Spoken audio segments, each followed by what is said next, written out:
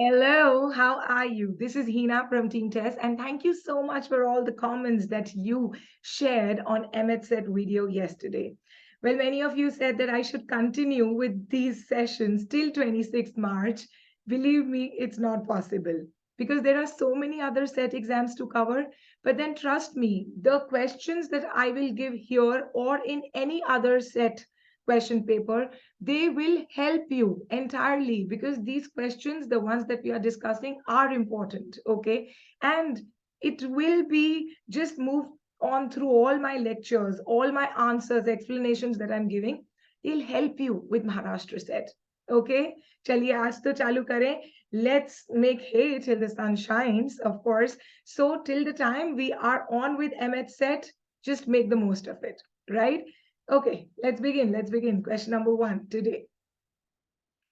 You're on your screen. Which novel by Thomas Hardy is subtitled The Life and Death of a Man of Character? Your options are A. Far from the Madding Crowd, B. The Return of the Native, C. The Mayor of Castor Bridge, or D. The Woodlanders. Kiska hai subtitle The Life and Death of a Man of Character? It is option C, The Mayor of Casterbridge. Look here. Well, it's a novel by Thomas Hardy. Thomas Hardy, you know, was a Victorian poet and a novelist who lived from 1840 to 1928. Now, The Mayor of Casterbridge was written in the year 1886. It's a Bildungs Roman tragedy in which the protagonist is Michael Henchard, okay?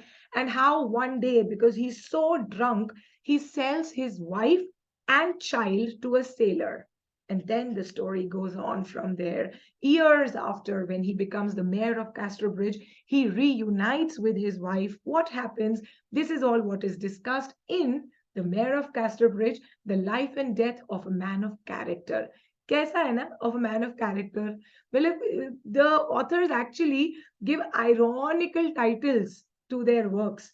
He sells his family and he's called a man of character. Okay, let's move on. Question number two. In which year was the first authorized version of the Bible or the KJB published? Your options are A 1592, B 1698, C 1535, or D 1611. The first authorized version, or it is also called as early modern English translation of the Bible. Which year was it published? Option D, you know it, 1611. अभी KJB का full form क्या है? Karan Johar type लग रहा है ना? Well, it is the King James Bible. Why was it called the King James Bible? Because he sponsored it. अब जिसने पैसा दिया उसका नाम तो आएगा ना.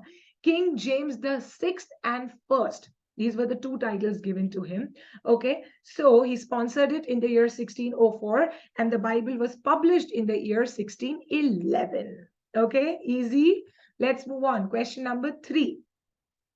Who called Shelley as a beautiful and ineffectual angel beating in the void his luminous wings in vain? बहुत ही critically Shelley को negate किया है. Negative sentence this is, that he is beautiful but he is ineffective. An angel who's beating his wings in vain. In vain matlab in waste. Who said it? For Shelley. Your options are A. Matthew Arnold, B. F.R. Lewis, C. Ezra Pound, or D. Dr. Samuel Johnson. It is option A, Matthew Arnold, in his work Essay in Criticism, second series, published in the year 1888. Abhi dekho, Shelley ke liye Arnold said that his works actually lack concreteness and substance. Okay, and you should know this, it's a fact that Shelley was haunted by these visions since his childhood. Like if he slept, he dreamt nightmares. He woke up and he had these visions of moths, of skylarks, and it is said that his work is actually very away from the ordinary human experience. Okay, this takes us to question number four. Which school of literary criticism is derogatorily referred to as the lemon squeezer school of criticism in the Frontiers of Criticism by T.S. Eliot? Simply ले लीजिए तो T.S. Eliot criticized which school of criticism? Your options are A. Formalism, B. New criticism, C. Psychoanalysis, or D. Structuralism. It is option B, new criticism. I need to tell you something. This is very funny. In the early works of Eliot, he himself developed the idea of new criticism. How? When he spoke about objective correlative, when he spoke about theory of impersonality. So actually it is said that new criticism is the offspring or the bacha of T.S. Eliot. But later, when Eliot converted to Christianity, he changed his views about new criticism dramatically. He took it negatively, and then he said that new criticism is the lemon squeezer school of criticism, which means that he said, I fail to understand that how any school of criticism can derive or can come from myself. How can any criticisms talk about myself? No, that's not possible. So he derogatorily referred new criticism as the lemon squeezer. Let's move on. Question number 5. What is the subtitle of The Mad Woman in the Attic by Sandra Gilbert and Suzanne Gubar? Your options are A, The Female Imagination and the Modern Aesthetic, B, a text central to second wave feminism, C, Victorian literature from a feminist perspective, or D, the woman writer and the 19th century literary imagination. Tell me, Sandra and Suzanne, they co-authored this work, The Mad Woman in the Attic, and its subtitle is option D, The Woman Writer and the 19th Century Literary Criticism. Look at that cover on the screen. Now, about Sandra and Suzanne, you know, both of them are American literary feminists and writers. They wrote this work in the year 1979, in which they said the following things. Listen to me properly, okay? What did they say in The Mad Woman in the Attic? First, all female characters in male-authored novels are either portrayed as angel or as mad. Second, because of this, the 19th century women writers were enraged and upset. Third, to escape from this rage, to find a way out, these female characters, these female writers, they created mad woman characters in their novels. These mad woman characters, which were depicted, which were written by the 19th century female authors, was actually their gussa against the male. Okay, easy. Let's move. Question number 6. Who wrote Towards an Aesthetic of Dalit Literature, which argued that Dalit literature requires its own aesthetic values and should not be judged against the values of mainstream literature? Your options are A. Kancha Ilayya, B. Narendra Jadhav, C. Sharan Kumar Limbale, or D. Vasant Moon. Who wrote Towards an Aesthetic of Dalit Literature? It is option C, Sharan Kumar Limbale, a Marathi author who actually writes in Marathi and then his works are translated in other languages. Because see, look here, look at the screen. It says History, Controversies and Considerations, translated from the Marathi by Alok Mukherjee. Okay. Now, in this work, basically, Limbale has spoken about that an anubhav or an experience of a Dalit literature or Dalits should be given more importance rather than the anuman of Dalit. Anuman means interpretation. So basically, experience of Dalits should be given a higher consideration than the interpretation of Dalits, their literature. In English, if I explain you a little more, Limbale said that the fearful experiences by Dalits, they must be given their own place in literature and they should not be compared or they should not be judged against the values of the mainstream literature. Okay, easy. And look, he is Sharan Kumar Limbale. Let's move on. Question number 7. Which novel by R.K. Narayan portrays the character Jagadish, a photographer and a strong follower of Subhas Chandra Bose? Your options are A, The Painter of the Signs, B, Talkative Man, C, The Vendor of Sweets, or D, Waiting for the Mahatma. Which of these novels has Jagadish as the character? It is option D, Waiting for the Mahatma. Of course, R.K. Narayan is my dearest author. I've always told you I love all his works.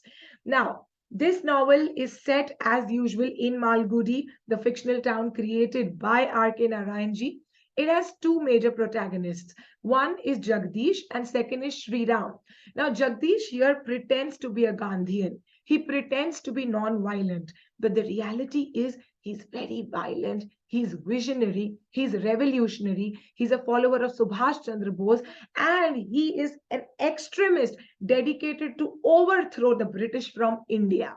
Okay, and Waiting for Mahatma, you should know it, has Mahatma Gandhi ji as a character, although he appears just twice in the novel, but then he is portrayed as a real character in this novel. Okay, आगे बढ़े. Question number 8. The entire event in Joyce's Ulysses is happening on, your options are A, 16 June 1904, B, 16 June 1902, C, 16 March 1922, or D, 16 April 1904. Joyce's work, Ulysses. It keeps moving on. Option A, 16 June 1904. Now I have to tell you, Ulysses is actually the Latin name for Odysseus.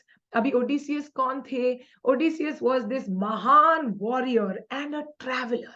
He used to love traveling. You know, he never wanted to sit at home, be the ruler of Ithaca. He just wanted to be on the sea, out. He was actually out of his house for 10 years fighting in the Trojan War. Okay. Abhi, what Joyce has done, Joyce, you know, was an Irish novelist. He portrayed the character Leopold Bloom in Ulysses. And Leopold Bloom को इन्होंने Ulysses या Odysseus से compare किया और बोला how Leopold is moving from one place to another, then another, not to his house, here and there, on this date, 16 June 1904. Okay, so that is Ulysses for You by James Joyce, who lived from 1882 to 1941. Okay, let's move on. Question number 9. Who was the first editor of the Female Spectator? A, Margaret Fuller, B, Eliza Haywood, C, Joseph Addison, or D, Elizabeth Browning. The Female Spectator, you should know, was a monthly periodical. Okay, बताइए कौन है इनकी editor? Eliza Haywood. A little bit about Eliza. She was an English writer as well as an actress, okay? And she's actually considered to be one of the founders of the novel in English. She published The Female Spectator between 1744 to 1746. And this was a periodical for the women, by the women, because Eliza spoke about issues like marriage, children, the conduct of a woman, and other feminine issues. Okay, easy. Let's move on. Question number 10. To which language group does English belong? A, Italic, B, Germanic, C, Indo-Iranian, or D, Celtic? बताइए language group या फिर family बोले. It is option B, West Germanic. Okay. Now you have to know this. What is a language family? Whenever different languages, they originate from a common language. Different languages originate from a common language. That is called a language group or a language family. So West Germanic is one such language group under which comes English, as we told you, German and Dutch. Easy? Easy. आगे बढ़ते हैं 11th. Which novel by Virginia Woolf satirizes the technique used by historical biographers? Your options are A, Night and Day, B, Orlando, C, The Voyage Out, or D, The Waves. Tell me. Woolf has satirized the technique used by historical biographers in this work. And it is actually called a biography. It is option B, Orlando, a biography, published in the year 1928. अभी देखो wolf से पहले जितने भी Victorian novelist थे ना, they took it as their duty that they have to tell the factual truth in their work. हमको सच बताना है, हमको historical चीजें बतानी है. But Woolf said, no boss, there is no need. I will tell the truth or I will state the facts as far as they are known. उसके आगे let the reader interpret, let the critic interpret. I don't care. I will state the truth as far as I know. That's it. Okay, so this is what Orlando is. A little bit about this work. Orlando is based on Virginia Woolf's female lover named Vita Sackville West. In this work, Orlando is first a man, but later becomes a woman. Okay, so this is what thoda sa I've told you. You should read it. It's that stream of consciousness novel. And very dense, very deep. It was a landmark in LGBT fiction and also a historical fiction because it was far away from the historical biographers technique. Okay, आगे बढ़ते हैं. Question number 12. Based on Macaulay's Minutes on Education in 1835, which Governor General of India passed the Indian Education Act in 1835? Option A, Lord Cornwallis, B, Lord Wellesley, C, Lord Bentinck, or D, Lord Hastings. See, the question says Macaulay wrote a letter called as Minutes, because of which the education policy in India changed. An Indian Education Act was brought in 1835. Who brought it? It is option C, Lord Bentinck. Abhi Macaulay, was a legal advisor to the Supreme Council of India from 1834 to 1838. During this time, he moved around India, saw our culture, saw our education, and then he came to a conclusion. He said, Indians को अभी तक हम उन्हीं की language में पढ़ा रहे थे. We were letting them free, follow your culture, follow your own native languages. No, now we have to change. We have to bring Indians to our level. He said, Indian के ये जो institutes हैं ना, they are dark. Indians की ये जो books हैं, literature हैं, they are pathetic. Indians have no renaissance in them. They have no culture in them. We should give them English as a language. When they learn English, they will, number one, feel more empowered. Number two, read the best literature in the world, which is written in English language. And number three, automatically they will consider us supreme. This is what was the purpose of the Indian Education Act passed in the year 1835 by Lord Bentinck, sparked by Macaulay. Okay, did you get it? Easy. And ये जो minutes है ये letter है. कभी ये भी question आ सकता है. What is Macaulay's Minutes on Education? It's a letter that he wrote to Lord Bentinck. Okay, let's move on. Question number 13. Which is the famous protagonist of the allegorical novel Metamorphosis by Franz Kafka? Option A, Joseph K. B, Rudy Block. C, Frau Gruback. Or D, Gregor Samsa. Protagonist of Metamorphosis is option D, Gregor Samsa. Gregor, is a salesman who one day woke up as an insect. That is why I've given this photo here. Look, this is Gregor. He wakes up in the morning and he becomes an insect, probably a cockroach. Imagine. Let's move on. Question number 14. Match the following. Here are some works, basically trilogies, a set of 3 novels. Who have written them? I'll directly come to the answer. That will make it easy. The answer is option B. So Clay Hanger Trilogy is written by Arnold Bennett. It's a family series.